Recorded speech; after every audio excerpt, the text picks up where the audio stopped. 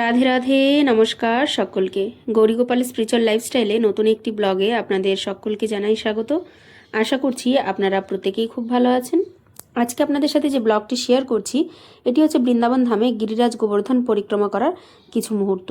আশা করছি আপনাদের ভীষণই ভালো লাগবে, তাই না স্কিপ করে সম্পূর্ণ ভিডিওটি দেখার জন্য অনুরোধ রইল।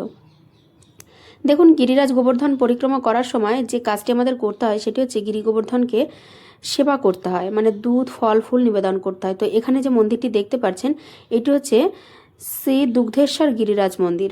এই মন্দিরে এসে গিরিরাজ মহারাজকে দুধ অর্পণ করতে হয়। তো আমরা কিন্তু রীতিমতো এই মন্দিরে চলে গেছিলাম এবং এই মন্দিরে গিরিরাজ মহারাজকে কিন্তু আমরা দুধ ফল মিষ্টি সব কিছু নিবেদন করেছিলাম। তবে একটা বিষয় কি, এখানটায় ভেতরে না ক্যামেরা সেইভাবে অ্যালাউ করছিল না, যেই কারণে ফার্স্টের টাইমে একটুখানি ক্যামেরা ক্যাপচার করা হয়েছে, কিন্তু পরবর্তীতে সেইভাবে ক্যাপচার করে ওঠা সম্ভব হয়নি। তো যাই হোক, দেখুন প্রচুর ভক্তের জনজোয়ার রয়েছে। আর আমরা যেহেতু দামোদর মাসে গেছিলাম সেই সময় তো ভিড়টারও বেশি ছিল। তো যাই হোক, দেখুন গিরিরাজ মহারাজকে কিন্তু আমরা দুধ ফল সব কিছু নিবেদন করেছিলাম। ক্যামেরা অ্যালাউ করতে মানা করেছিল পরবর্তীতে, সেজন্য আর ক্যাপচার করিনি। তো দেখুন, পায়ে হেঁটে গিরি গোবর্ধন পরিক্রমা করছিলাম। গিরিরাজ মহারাজের অপার করুণা, নাইলে এই কঠিন কাজটা কখনোই সম্ভব হওয়ার মতো নয়, বিশেষত আমার কাছে। টানা 14 ঘন্টার হাঁটা পথ, ভাবা যায় 32 কিলোমিটার পায়ে হেঁটেছি একদিনে। তো সকাল 6টায় পরিক্রমা স্টার্ট করেছিলাম আর সন্ধ্যার সময় বাড়ি ফিরেছি। তো যাই হোক, দেখুন আমরা কিন্তু একদম গিরি গোবর্ধনের সাথে, মানে একদম স্পর্শ করতে পারছিলাম সেই রূপ জায়গা দিয়ে কিন্তু আমরা পরিক্রমা করছিলাম। তো এটা জীবনে অমূল্য প্রাপ্তি বলতে পারেন, যেটা রাধারানীর অপার করুণা এবং গিরিরাজ মহারাজের অপার কৃপা করুণা। তো যাই হোক, দেখুন প্রণাম করছিলাম। এইবারে এদিকে আরও কাণ্ড দেখুন। এই গিরি গোবর্ধন পরিক্রমা করতে করতে বেশ সুন্দর সুন্দর মুহূর্ত তো জীবনে দেখতেই পেয়েছি, ঘটেছে, যেটা সারা জীবন মেমোরেবল হয়ে থাকবে। এবং আপনারা দর্শন করুন যে কতটা সুন্দর লাগে।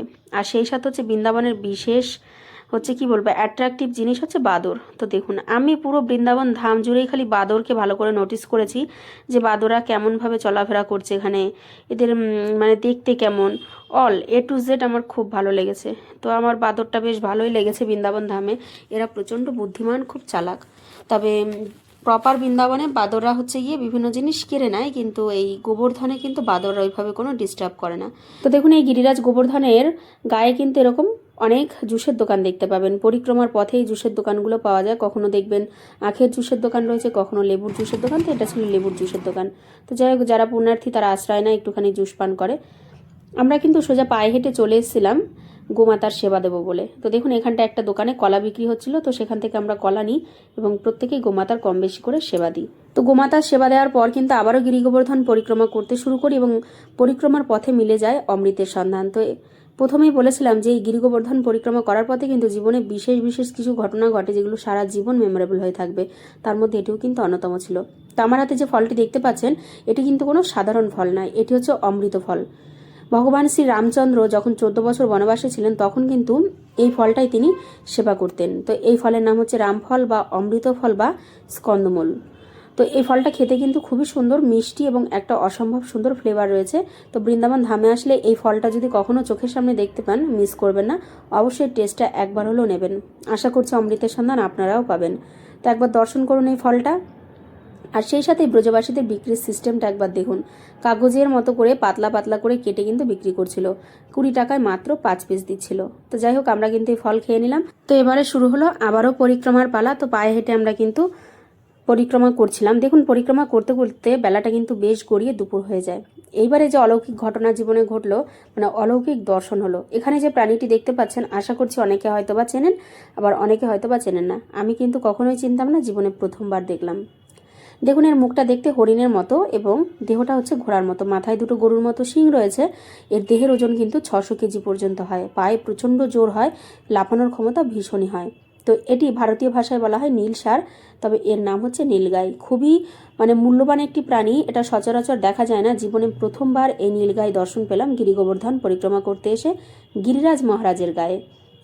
তো জাস্ট অসাধারণ। দেখুন, এরা কিন্তু আপন মনে মানে গাছের পাতা খাচ্ছিল, আর একবারে গিরি গোবর্ধনের ভিউটা দেখুন, জাস্ট হৃদয় স্পর্শ করবে, মানে এতটাই সুন্দর। আমার তো মনে হচ্ছিল কয়েকটা নীলগাই সাথে করে নিয়ে যায়, কিন্তু কি আর করা যাবে বলুন, এরা তো আমার সাথে আসার জন্য এই জগতে সৃষ্টি হয়নি। এরা গিরিরাজ মহারাজের সেবা করছে, তার আশীর্বাদে রয়েছে। তো যাই হোক, ভীষণই ভালো লাগলো। আপন মনে কি সুন্দরভাবে এরা জীবনটাকে অতিবাহিত করছে। তো আপনাদের কেমন লাগলো এই নীলগাই দেখে অবশ্যই কিন্তু কমেন্ট বক্সে মেনশন করবেন। আর এই গিরি গোবর্ধন পরিক্রমার ক্ষেত্রে আপনাদের কোন কোন বিষয়গুলো বেশি ভালো লাগছে সেগুলো কিন্তু আমাকে কমেন্ট বক্সে জানাতে একদম ভুলবেন না। তো চলুন এইবার আপনাদের সাথে শেয়ার করছি একটি দারুণ মজাদার বিষয়। দেখুন, এখানে যে বাঁদরটিকে দেখতে পাচ্ছেন, এর ভাবসাব দেখে মনে হচ্ছিল যেন প্রশিক্ষণপ্রাপ্ত একজন স্কুল টিচার। তো দেখুন, একজন ব্যক্তি হেঁটে যাচ্ছে, ভয় পাচ্ছে, দূরে সরে গেল। আর এর শশা খাওয়ার টেকনিকটা জাস্ট অসাধারণ। আমি তো কিছু সময় ভীষণ এসেছি। তো যাই হোক, দেখুন দেখুন করতে করতে আরও একটি সুন্দর মুহূর্ত জীবনে ক্যাপচার করে নিলাম। সেটি হচ্ছে এই টিয়া পাখি। ব্রজের লতা পাতা নাকি রাধারানীর নাম করে, কৃষ্ণ কথা বলে, তার প্রমাণ দেখুন এই টিয়া পাখিটা নিজের সাক্ষাৎ।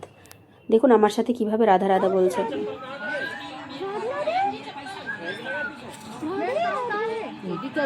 নামও করে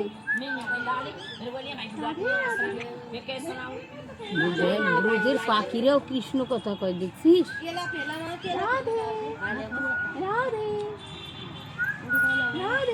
মিষ্টি তোতা পাখির মুখে রাধা নাম কেমন লাগলো অবশ্যই জানাবেন। সেই সাথে দেখুন আরও একটা আশ্চর্যতম জিনিস, এই যে ঝোপ গাছটা দেখতে পাচ্ছেন, দেখতে কিন্তু দারুণ।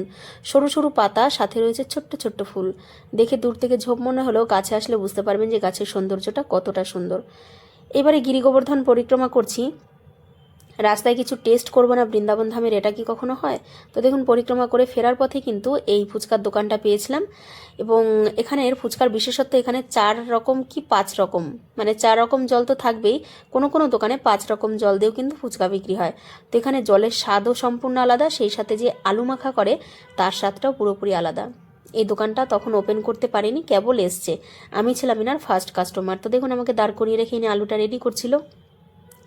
আর এখানে যে জলগুলো থাকে, ইমলি জল থাকে, মিঠা জল থাকে, জলজিরা জল থাকে, পুদিনা পাতার জল থাকে, তো এরকম আর কি ভ্যারাইটি থাকে, ভীষণই টেস্টি লাগে। তো যাই হোক, আমি তো এই দোকানের ফুচকা খেয়ে মানে পুরোপুরি বলতে পারেন আমার তৃপ্তি হয়েছে। আমি বৃন্দাবন ধামে বেশ কয়েকটা দোকানে ফুচকা খেয়েছি, তবে এই গিরিরাজ গোবর্ধন পরিক্রমা করার পথে যে দোকানটার ফুচকা আমি খেয়েছি, এটা আমার কাছে সবথেকে বেস্ট, মানে অমৃতের স্বাদ পেয়েছি। তো বৃন্দাবন ধাম আসলে কিন্তু ফুচকা খেতে একদম ভুলবেন না, সেই সাথে কিন্তু ফাস্ট ফুড বা স্ট্রিট ফুড যেটাই পাবেন একটু টেস্ট করবেন, সম্পূর্ণ ভিন্ন স্বাদের। তো আজ এখানে ভিডিওটা এন্ড করছি। ভিডিওটা কেমন লাগলো অবশ্যই কমেন্ট বক্সে জানাবেন, এবং নেক্সট কী ধরনের ভিডিও আপনারা দেখতে চান সেটাও কিন্তু মেনশন করবেন কমেন্ট বক্সে। তো সকলে ভালো থাকবেন, সুস্থ থাকবেন, দেখা হবে আবার একটা সুন্দর নতুন একটা ভিডিও নিয়ে আপনাদের সঙ্গে। আর সেই সাথে যদি আজকের এই ভিডিওটা আপনাদের ভালো লেগে থাকে তাহলে অবশ্যই ভিডিওটিকে একটি লাইক কমেন্ট শেয়ার করবেন, এবং চ্যানেলে যদি নতুন বন্ধু হয়ে থাকেন তাহলে অবশ্যই চ্যানেলটিকে সাবস্ক্রাইব করে আপনাদের সকলের জন্য রইল অনেক অনেক ভালোবাসা এবং শুভকামনা। রাধে রাধে, জয় গোপাল।